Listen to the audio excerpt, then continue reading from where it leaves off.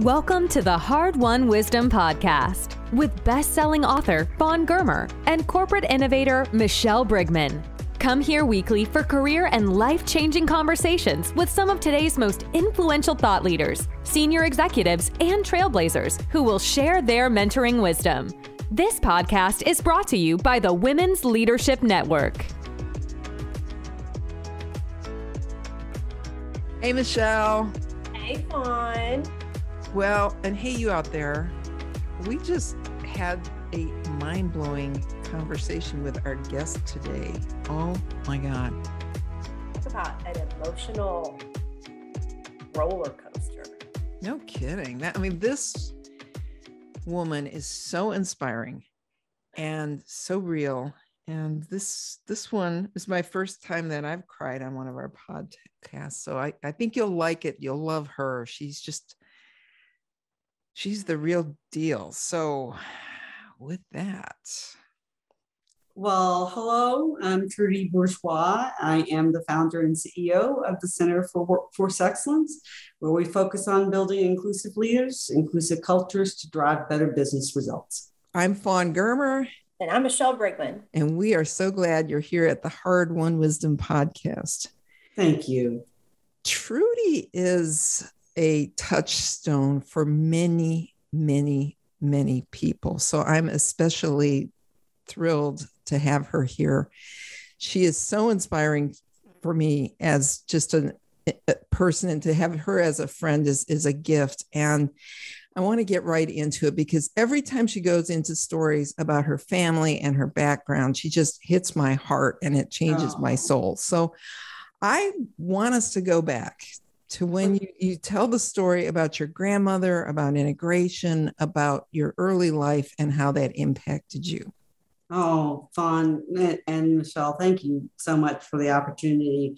I feel very fortunate to have had people around me as a kid who taught me about possibilities and taught me about love and talked to me about forgiveness, despite the fact that I was born into segregation and was a part of desegregation. And one of my most defining moments early on in third grade was integrating the Catholic school in Mobile, Alabama. And we lived at the bottom of the hill where people with less resources, no resources, home. And the school was at the top of the hill where the doctors and lawyers and people who worked for the city lived. And I was super excited about getting to go to the good school. Because it was like a big deal, and I was sadly disappointed that the classmates that I had didn't share my excitement because they had been raised that you didn't associate with Black people. And so I thought this is going to be just fantastic. I'm going to be embraced and I'm going to have fun. And then I'm out on the playground. And it's a beautiful sunny day. And I was so excited that, like the school had a playground, like my previous school didn't have a playground. And we're out playing and one of my classmates, a little boy, he says, hey, you. And I turned and he says, we don't want any doo-doo babies here. And I was taken aback. We just didn't use language like that in the house, but then it just went from 0 to 1,000 degrees in 2 seconds, because as soon as he said that, then another little boy said, they don't call them doo-doo babies, they call them niggers. And we don't want any niggers here at this school. And then the little boy who was standing right next to him then turned and went, and he spit in my face. And the nuns came running out, and this is when the nuns used to tuck their tissues underneath their watches and stuff, they're like waving, and everybody's like, I'm having a tumult. I'm having a complete freaking meltdown now, because I'm like, what just happened to my life? And so my mother, God rest her soul, the nuns called and she came up and she should have never had a driver's license. There was not enough Valium to put her on the road to drive. But she came and she got me, and she took me back down the hill. And my gram, Mary Elizabeth Stallworth, who was the product of a slave and a slave master who appeared Caucasian, was waiting. And I was full of anger, full. And I wanted to inflict pain. I got out of the car and we called my grandmother Di, and I was boo-hooing and I was trying to tell her, you know, what had happened.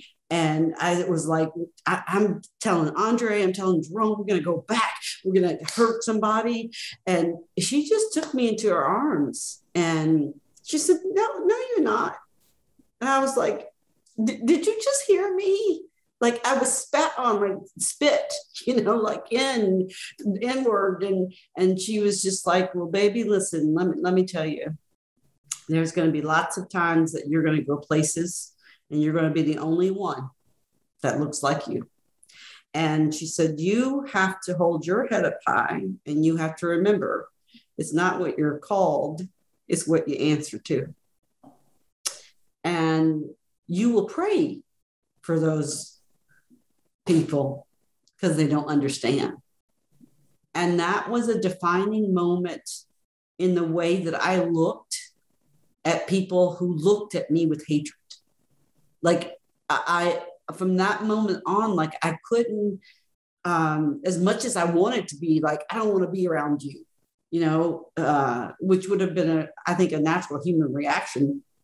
But as much as I wanted to, I could hear her voice ringing in my ear. I still do, even today.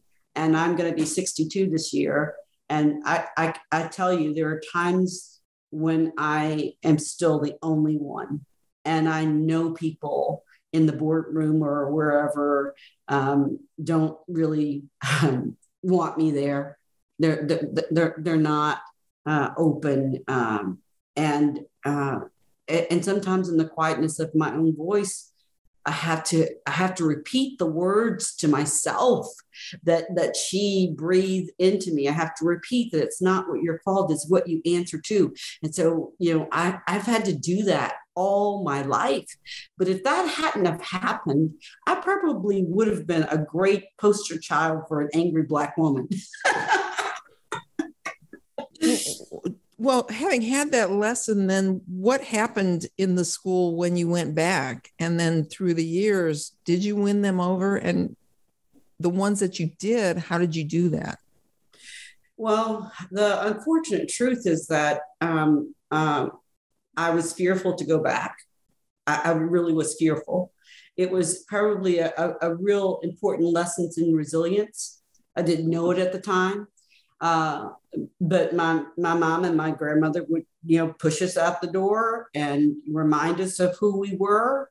And no, I didn't win them over, Fawn. I could only go into the homes of two of my classmates. Oh my gosh. Because of my color, because of my skin color. And now what is really fascinating is that one of the two homes, the Donaghy's, Mary Lou and I are still friends. And it was the Donaghy's who portrayed allyship before there was a word called allyship. Because back in that time, when white people were caught with Black people, well, the white people were beaten too. So they would take me to the golf, to the beach house. They exposed me to opera. I mean, they breathed possibility into me. And so despite the fact that the vast majority of the kids that I went to school with never embraced me, never, there was these bright spots. And the Donaghy's were a bright spot. Like I used to stand in their kitchen and dream one day about having a refrigerator full of food that wasn't government cheese and powdered milk and real toilet paper and sorry. Oh my God. And they used to tell me don't listen to what society says. You decide what you want to be, and you can be anything that you want to be. And they were way ahead of their time, way ahead of their time. Wow, that is just so powerful. And that you rebound out of that into so much success. I mean, just. Well, honestly, the idea of fighting for equality, that's where it was born. It was a dream that chose me, right? I hated the way that it felt to be stared at and, not allowed to do certain things just because of a skin color. But I also knew that I could either be a part of the problem or I could be a part of the solution. Like I knew that at a very young age. And I think I made a choice in my spirit that I wanted to be a part of the solution. I wanted to see things change. And have things changed? Yes. But have things really changed? No. Not really. I know I just listening to the story you shared, we've all been I've been on my own journey, right? To confront beliefs that were instilled in me by my community, my family, my friends, all of the things. And so this has been going on for, I'll say, a couple decades. However, it wasn't, I had one of those profound moments a couple of years ago where a friend of mine was hosting a viewing party of the Netflix show When They See Us. Yes. And so it was about half the women that were there were white, half of the women that were there were Black. And it was just like a safe place for us to watch this and come together and really talk. And I didn't know any of these ladies. And we were sitting there and one of them said, she was telling a story. She goes, when I was in high school, I was a cheerleader. And I remember that the cheerleaders would have slumber parties, except I was the only one that wasn't invited. Mm-hmm. And I sat there a second and I'm like, I was that cheerleader. I didn't invite you. I never even thought about the fact that I was perpetuating this acceptable behavior. Wow. I said, I knew that no one told me I couldn't invite you, but I guess I knew. Now, we got along great at school and cheer. Everybody was real nice. But as somebody said, I really look back on it okay, we were cheerleaders together, but we weren't friends because I wasn't allowing that. And so I looked at this lady who I did not know. I didn't know her. And I just looked at her and I was like, I'm so sorry. I'm sorry because while I might not be the exact person that inflicted that pain on you, I represent all of those things. And it was just such an eye-opening moment for me of realizing the micro decisions that I made without even thinking and have to stay tuned into today as a leader, managing people, right? Like all those micro decisions and the profound impact it can have on someone's sense of self-worth. And, what do I stand for? And is this the type of person? The answer is absolutely not. And I don't want to ever make those mistakes again. Well, we'll see that, thank you so much for sharing that. And here's the thing that my mindset is like, okay, when you were a kid, maybe you did learn X, Y, and Z. But at some point you become an adult. And what we do is I simply invite people to ask themselves the question, do the beliefs and the values that you were steeped in, do they still serve you well? Do you really still buy into that same rhetoric? You can shed it if you want to, but do you want to? I mean, do you want to admit that your silence is just deafening? Silence is one of the most powerful tools to the negative as it relates to driving inclusion, because silence just says, you know what, my life is good. I don't have to worry about it. So why should I expend any energy, and so then we really don't care about the feelings of others, but all of us know the stain, the pain of rejection. And just imagine that you wake up every single day, and no matter how hard you try, no matter what you do, you cannot get that stain off. And so the rejection is just constant. And this is why the research now is so incredibly valuable, because it proves out that when you are subjected to bias and discrimination and things of that nature, that you have higher levels of hypertension, you have higher levels of stroke, you have higher levels of cancer, your life expectancy is shorter. So my goodness gracious, at the end of the day, we're human to human, right? If we could just get past what we see. But you got to remove yourself from that. And you've got to be open to stepping outside of that familiar cocoon and environment, because It wasn't until I left my small town, which I love dearly, by the way, amazing people, love dearly, but it wasn't until I stepped outside of that and had all these new experiences where it suddenly, I had to reevaluate, to your point, values. Like I was raised, something's wrong with you if you're gay. I didn't have any gay friends because nobody would have admitted to it if they were, because they would have been shunned. And then all of a sudden I'm having all these friends that I love.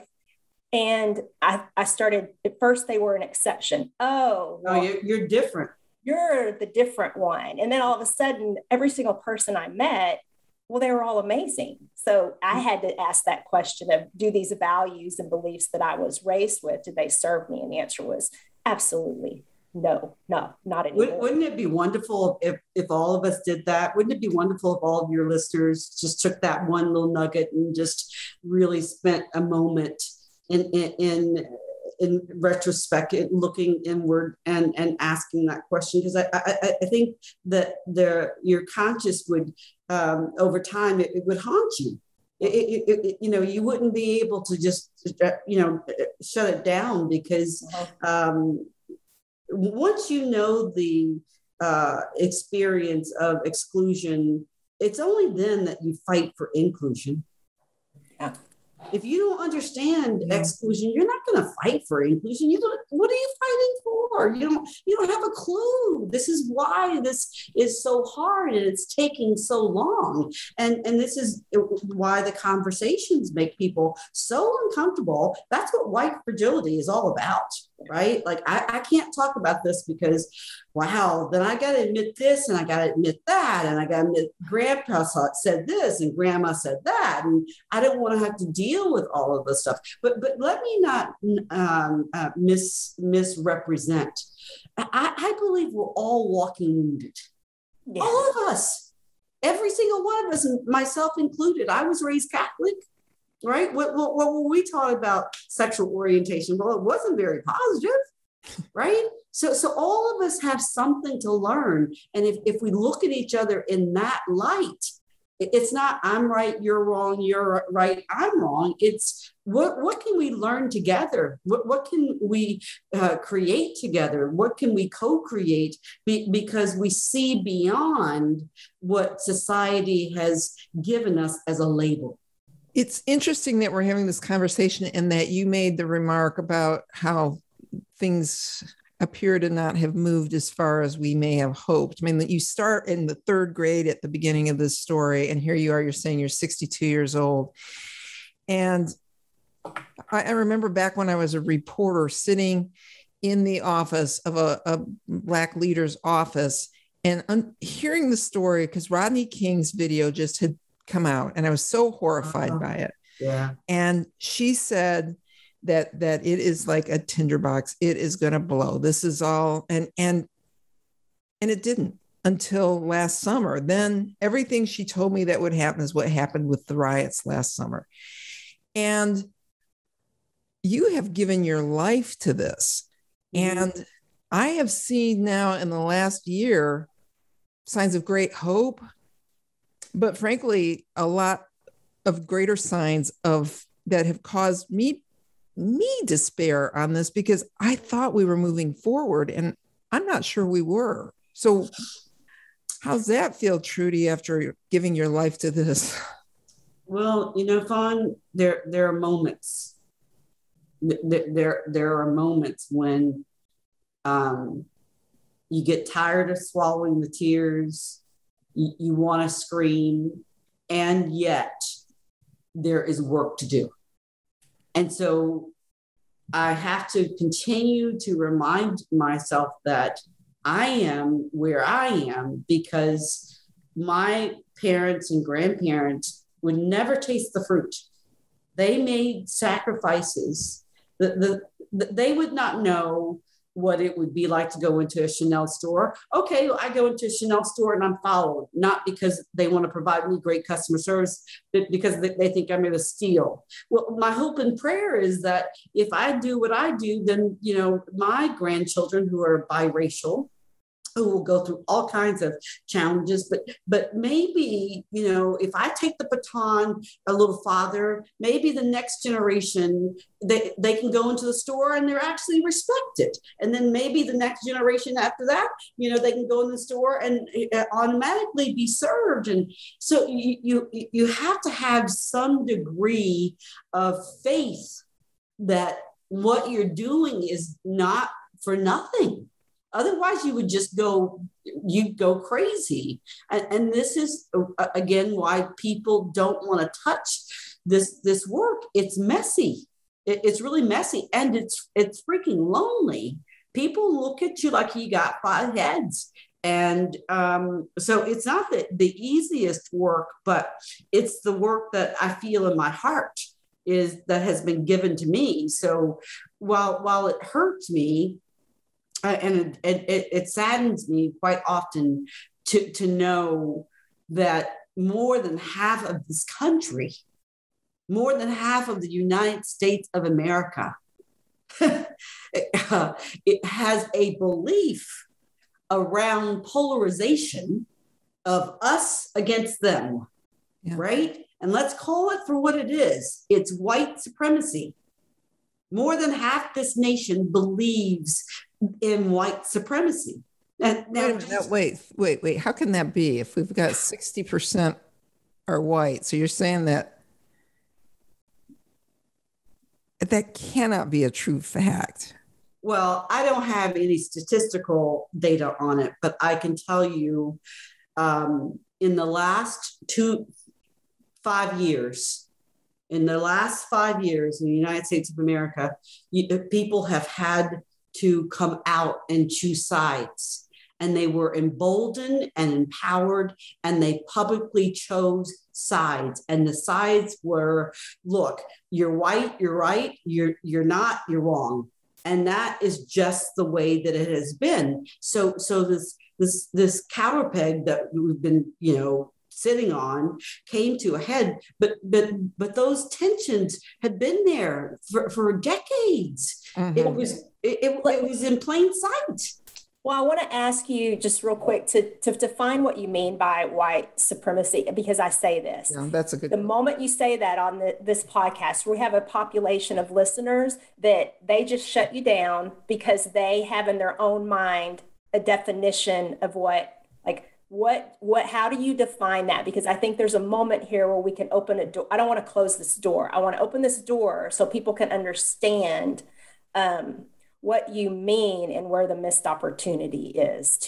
That's really good. I really appreciate you giving me the space to unpack it. So my definition of those who have a belief system, and it is a belief system, right? Just like we were talking before about, whether our beliefs still serve us well. That belief system says that Caucasians are superior to any other race. As simple as that. And so conversations like, talking about white privilege, all of those come together in this vault that we've entered into. And I know that it makes people uncomfortable, but my hope is that you'll lean into that, because if you don't, then our generation, us, we've got, blood. We're part of the problem. If we're not courageous enough to touch the serious truth, just like where we started, then we won't get to a place where we are working together. We're co-creating. No, you know what we'll do? We'll be politically correct, but I won't put my feet underneath your dinner table, and you won't put your feet underneath my dinner table. When I was having my awakening years ago, what got me in so much trouble at the newspaper was that I got the publisher to let me have a task force looking at how we were covering women and minorities. Wow. And so this would have been, 30 years ago. And that made me persona non grata with my bosses. And I suffered greatly for it. My career did. And someone said this to me, and I never forgot it. He said, sometimes you wind up paving a road you don't get to drive on. Oh. So I wasn't going to be the first woman columnist there. There was no way that wasn't going to happen. Yeah. But maybe what I did paved the way for when they did hire one. And I have to wonder how much road paving you've been doing that you're not getting to drive on. That's a great saying. You made me think of Father Fagan. God rest his soul. When I was in college, I worked my way through college, and I worked for the departments of philosophy and religious studies. And I remember when I left, they got two people. Actually, they put broke the job into 3 different jobs, right? And I went back and I said, Father Fagan, I was telling you that this was just so much more than one person. And he said something similar to me. He said, Trudy, you have to remember, some people sow the seeds, others reap the harvest. You happen to be a seed sower. Wow. And fun, that's what you just described. You sowed a seed. See, this is the thing. Wow. We may not experience the harvest, but we have to sow the seed, right? Yeah. Because really there's nothing else we can do. No. Right? No. You told me a story once. I want to move to that because it's such another powerful Trudy story. So I want to take everybody to the streets of Skid Row. Oh, geez. Let's do that one. Another defining moment. This just is so funny. I think all of us, first of all, have defining moments, and all of us should give ourselves permission to go back in our life and think about those defining moments and what they have meant to who you are today, who you will allow yourself to be. But this thing about being, first, Fawn, to your point about careers and being a woman. Well, I went to Brown and Williamson, and I wanted to be in management. I was just very clear. I wanted to be in the C-suite. I wanted a seat at the table. I wanted to drive business results. Like since a kid, I was like, I'm going to be in charge, right? That's why as a kid, people would like pat me on my head and go, why don't you go to trade school? I'm like, no. But I went to my then boss, and his name is Rick. So we'll call him Rick. and so I said, Rick, I'm very interested in management. I left a management position to come over here. And he said this to me. He said, well, I've been grooming 2 guys, and when I'm done with them, then maybe I can turn and help you. To which I said, okay, you have a choice to make. You can go, that is not what you wanted to hear, and no, it wasn't, or you're going to do something about it. Well, I started thinking, okay, how can I start to advocate for myself? I didn't even know the language, the vernacular of advocating, but a very long story made short, I was invited to a reception for top sales performers in Louisville, Kentucky. And the president of the company, Tommy Sanderford, God rest his soul, he happened to be there. And I stood by the door waiting to meet him, and I indeed met him, and he gave me a couple of minutes of his time, and I pitched this idea about some business opportunities in Los Angeles where we were living. Well, fast forward. Now I've talked to the CEO, so I get some attention. So I get promoted. But guess what they give me? They give me Watts and Compton and South Central Los Angeles and Skid Row. And I was like this little country girl. I didn't know anything about gangs. This is at the highest point. This is when Rodney King and all that stuff was happening. I was out there. And so, boy, talk about a lesson though. I had 10 guys that reported to me. And the first meeting that I had, I remember before this incident happened, one of the guys said, "Ain't no bee going to tell me what to do." And it wasn't babe, it wasn't beautiful, and it wasn't bold. It was something else. Boys, I'm taking charge here. And so Vincent Rochelle actually took me to Skid Row, where I learned one of the most powerful leadership lessons in my life. And so, first of all, I didn't know what Skid Row was. Describe it. It was a jungle. I mean, people were getting high. I mean, like shooting up, like right on the corner. People were sleeping on the sidewalk. People were vomiting. It was like a war zone. And that was just mind-blowing to me in and of itself, so much so that I didn't realize that he had left me in the car, right? He left me in the van. And so then I had to navigate my way. The bodies, the people who were sleeping right outside the liquor store, I mean, like I was so afraid. I didn't know, like I was scared out of my mind, honestly, to be quite honest. And Vincent, when I got into the shop, he was behind the counter because we service products, and he said, "Why don't you come around here and I'll show you, what I'm doing." And so I went behind it. This man had a sawed-off shotgun. The owner of this is what I used to see every day, right? And he had this big Doberman Pinscher. And so Vincent says to me, he goes, "People with uppity attitudes, they get taken out with things like that weapon and that dog." And he checked me so hard that it moved me to shift my whole philosophy around leadership. Because when we got into the car, look, I got to tell you, before we got into the car, talking about different sexual orientations, there were just a whole pack of people who came in and they were screaming and hollering. And I wished I had made copious notes, because I think I might have gone into shock that I was so afraid. But we got back into the van and he said, "You're a smart woman and all that." He said, "But, if you're going to walk around telling everybody what to do, then, we're not going to get very far." He said, "Why don't you teach us?" And that is where the principle of teach, don't tell came to life, right there on Skid Row, in the midst of my terror moment.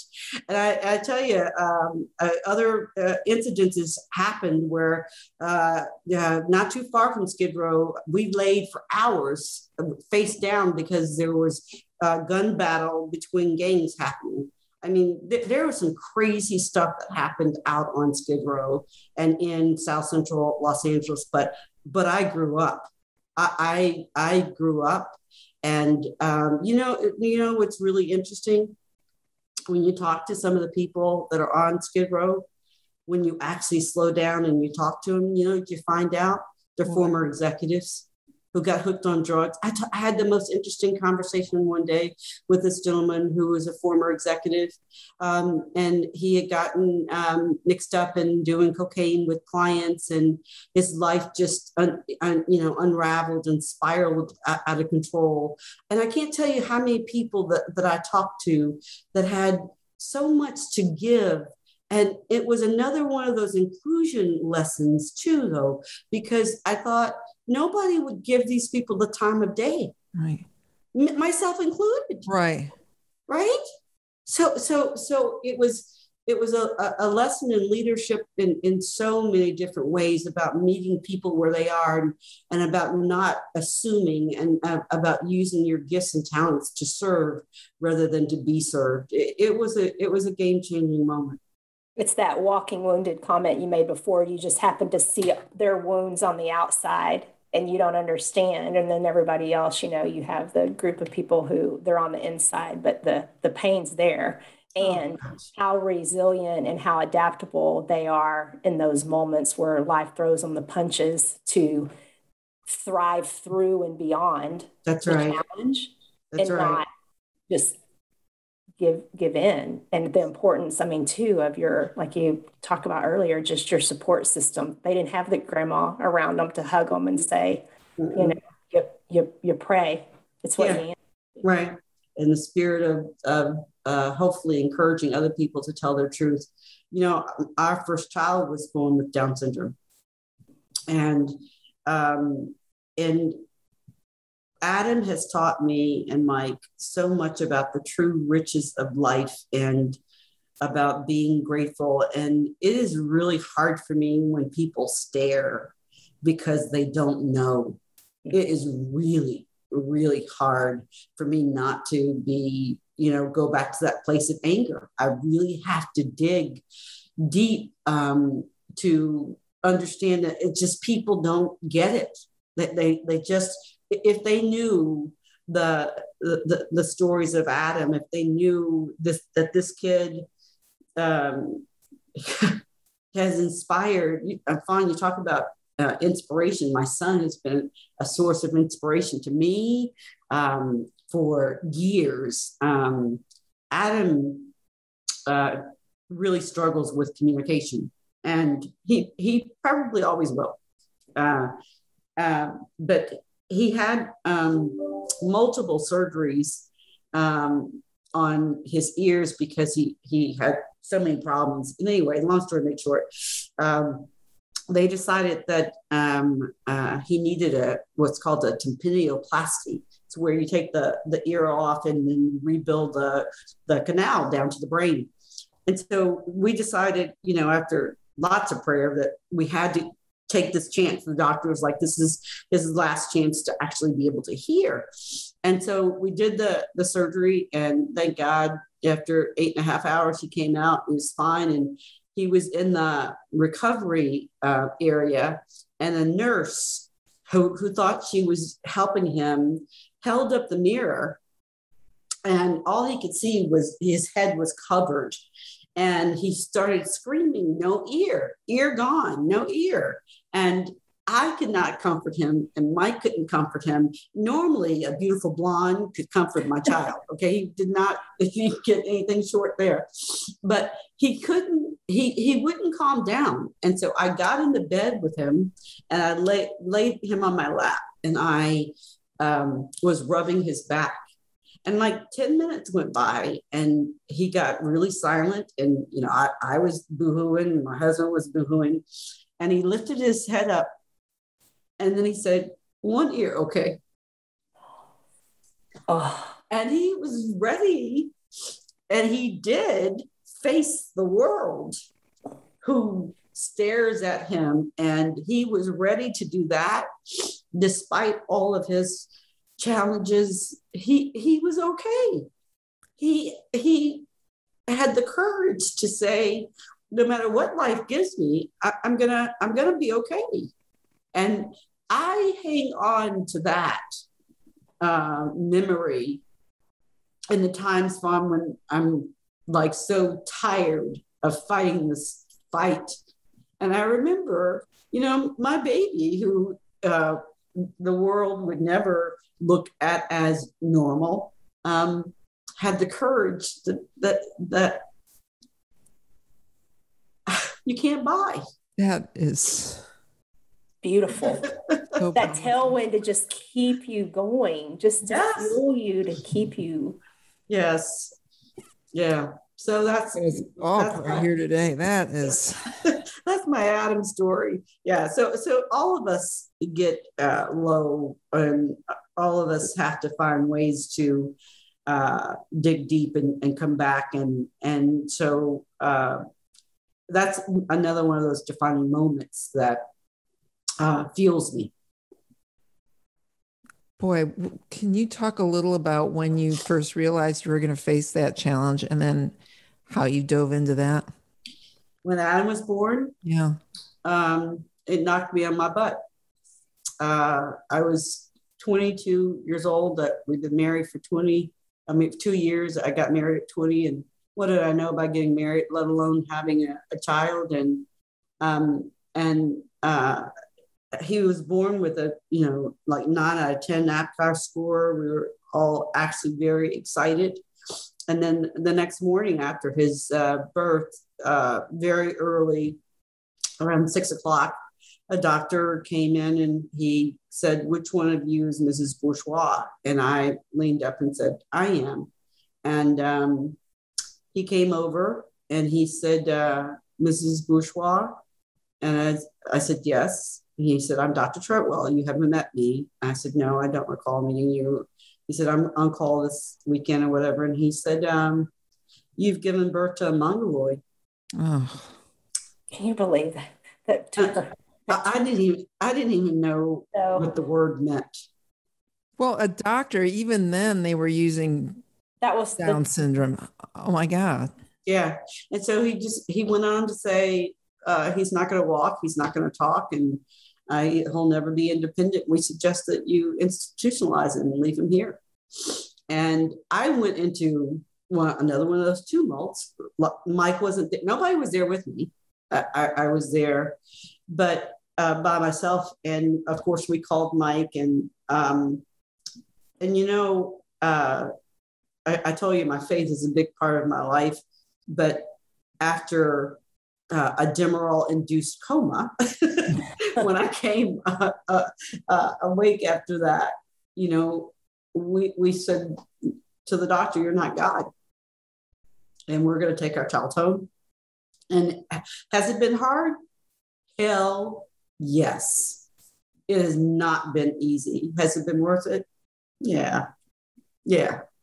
And he continues to thrive. He's 39. He's always going to live with us, but we're really cool with that. And he's happy, and he treats people nice. And so we get so wrapped up sometimes, and we got to have a title or 6 figures or whatever to feel like you've made it. And I would just argue that, you make it when you treat somebody else right.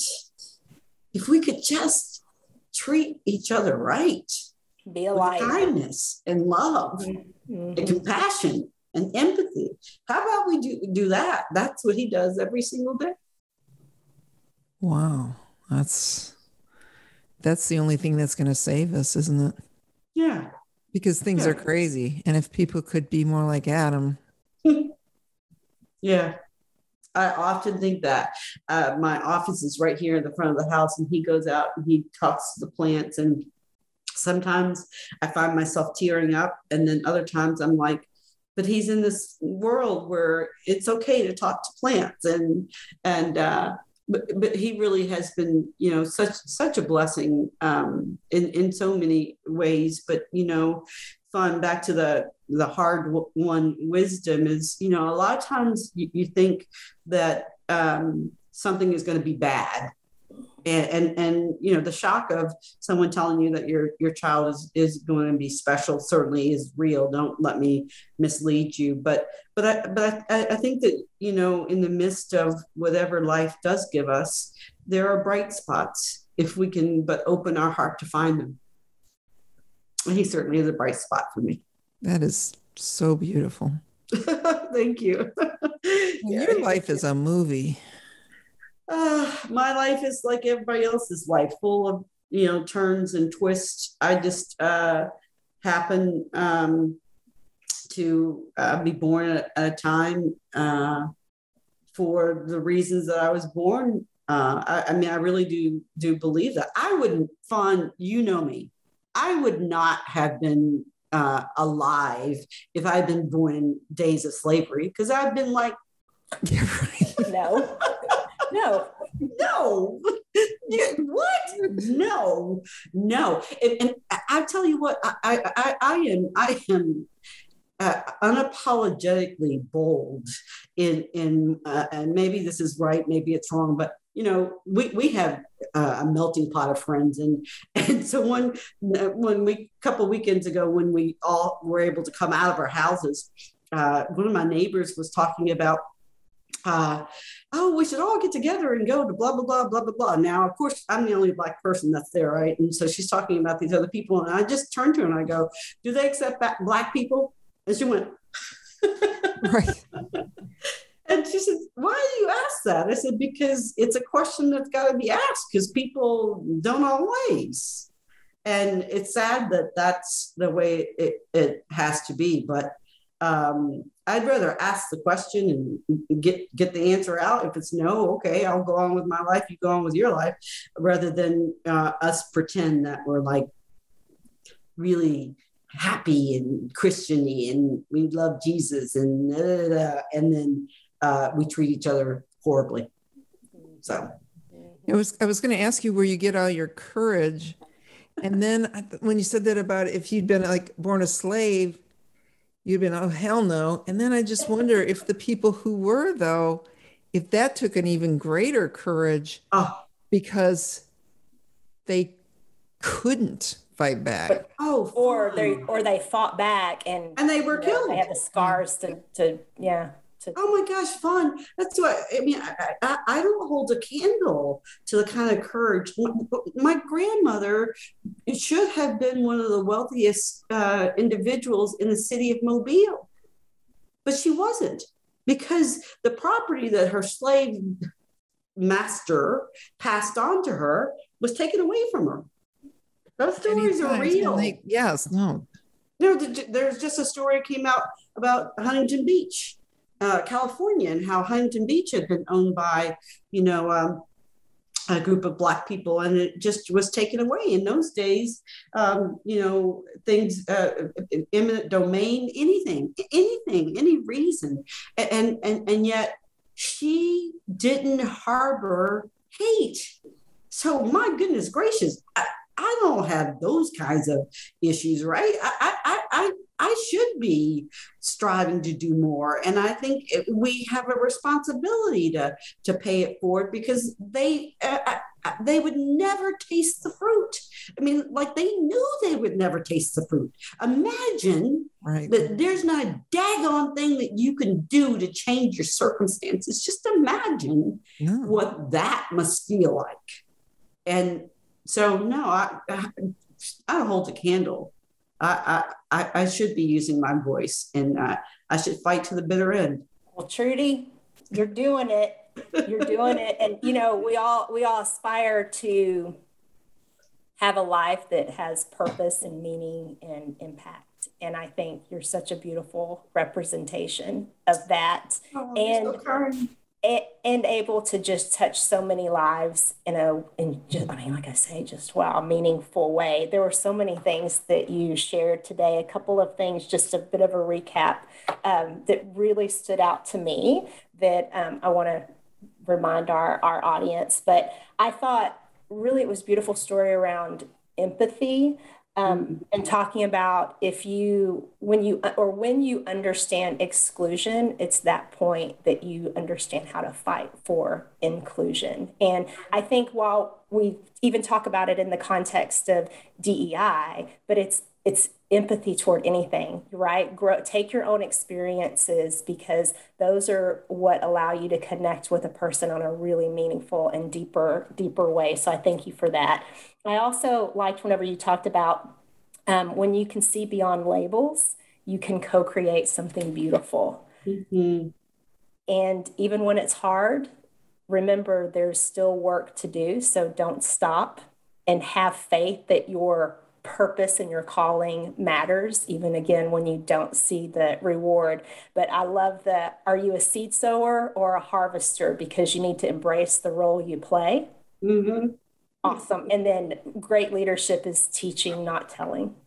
Amen. So, thank you very much. Such a beautiful story. And I'm so grateful that you spent some time with us today. Well, you guys are doing great work. Keep on inspiring women and men and whoever will listen to do more, to be more, to make a difference, because that's what life is really about, right?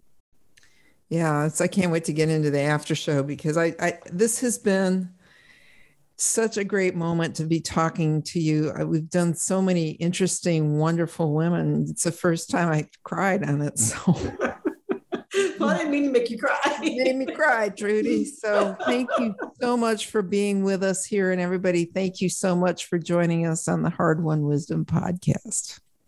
Thank you.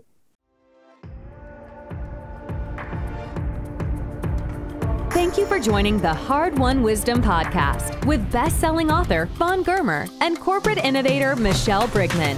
Join us weekly for career and life-changing conversations with some of today's most influential thought leaders, senior executives, and trailblazers who will share their mentoring wisdom. This podcast is brought to you by the Women's Leadership Network. Visit hardwonwisdom.com for more on this podcast and for links to Fawn and Michelle's web pages and social media. Also, be sure to rate, subscribe, and review wherever you listen to your podcasts. We really appreciate that effort, and we'll see you next week.